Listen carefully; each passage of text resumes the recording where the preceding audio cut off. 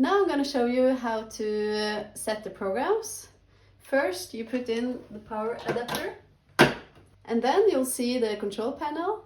Now I'm going to show you how to set the program. And for the bigger seeds like pea and lentils, you may want to set the program for 2 to 3 days. You touch the play button to activate the panel, and then you touch the clock, and now you set days.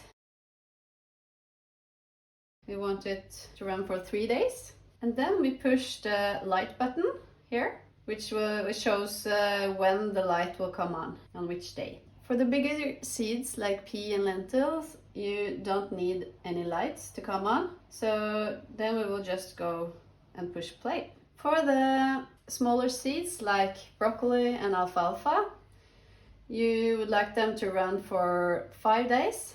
You push the clock button and set 5 days. Then you press the clock again.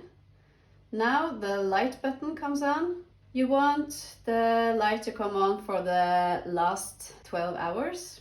And so then you set the clock on the 4th day.